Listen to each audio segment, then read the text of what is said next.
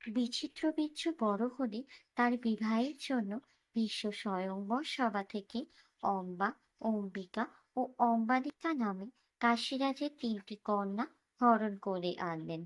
এদের মধ্যে অম্বা মনে মনে মেরুরাজ শালব্যকে ভালোবাসতেন।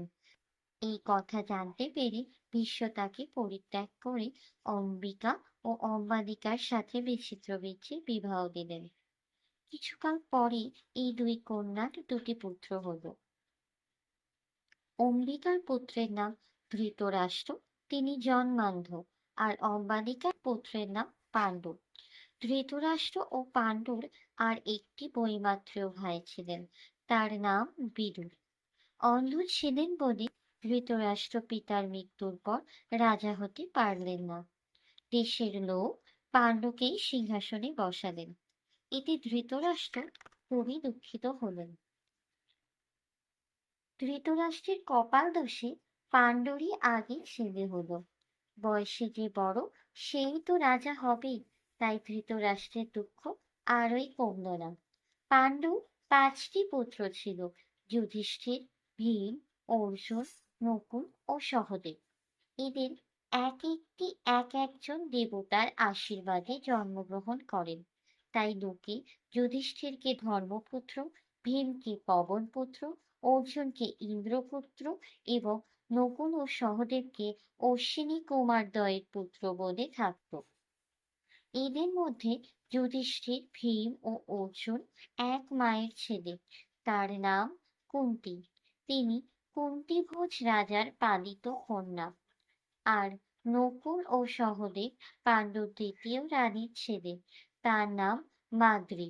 তার পিতা ছিলেন মদ্র দেশের রাজা। ধৃতরাষ্ট্রের দুর্যোধন, দুঃশাসন প্রভৃতি 100 ছেলে আর দুঃশলা নামে একটি মেয়ে ছিল। এদের মায়ের নাম ছিল গান্ধারী। গান্ধার রাজ সুবল তার পিতা।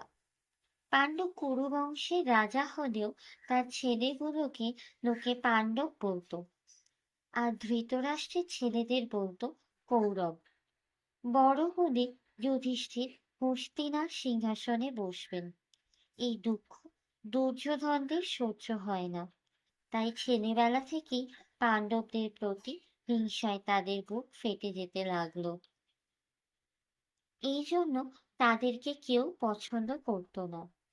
এদিকে পাণ্ডব ছেলেদের সরল মিষ্টি ব্যবহার সকলকে সুখী করত। কিন্তু পাণ্ডবদের সুখের দিন দেখতে দেখতে ফুরিয়ে গেল। অতি শিশুকালেই তারা পিতৃহীন হল এবং মাদ্রী দেবীও তাদের ছেড়ে স্বর্গে চলে গেলেন। তখন যুধিষ্ঠির, ভীম, অর্জুন, নকুল ও সহদেব ধৃতরাষ্ট্রের 100 ছেলের সাথে একসঙ্গে বাস করতে লাগলেন। এই 105 ভাইয়ের মধ্যে পাণ্ডুর দ্বিতীয় পুত্র ভীম ছিলেন সর্বাপেক্ষা বলবান। তাকে সকলেই ভয় করে চলত। একদিন দুর্যোধন, দুঃশাসন প্রভৃতি কৌরবেরা গোপনে পরামর্শ করলেন যে বড় হলে এই ভীমের সাথে এঁটে ওঠা একেবারেই অসম্ভব হবে। অতএব যে কোনো ভাবেই হোক তাকে এখনই মেরে ফেলা চাই। তারপর যুধিষ্ঠিরকে তাড়িয়ে রাজ্য অধিকার করা কোনো ব্যাপার নয়। এই স্থির করে তারা ভীমকে মারার সুযোগ খুঁজতে লাগলো। শেষে একদিন গঙ্গা স্নানে গিয়ে দুর্যোধন তাকে মিষ্টান্নের সাথে বিষ খাইয়ে দিতে লজ্জাবোধ করলেন না। শুধু তাই নয়, ভীম অজ্ঞান হয়ে পড়লে দুর্যোধন তাকে জলে ফেলে দিল। এতে কিন্তু ফল হলো বিপরীত। ভীম ডুবতে ডুবতে পাতালে সাপের রাজ্যে উপস্থিত হলো। সেই সাপের রাজ্যে কারো রক্ষা নেই, কিন্তু ভীমের ভালোই হলো। সাপের দংশনে তার গায়ের বিষ নষ্ট হয়ে গেল। এরপর সাপেদের রাজা বাসুকি তাকে আদর যত্ন করে অমৃত খেতে দিলেন। রাশি রাশি অমৃত খেয়ে ভীমের দেহে 10,000 হাতির বল হলো। এই ঘটনা থেকে আর একটা উপকার হয়েছিল। দুর্যোধনদের অন্তর যে কত কুটিল, পাণ্ডবরা তা বেশ বুঝতে পেরেছিলেন। এবং সেই জন্য তখন থেকে তারা বিশেষ সতর্ক হয়ে চলতে লাগলেন।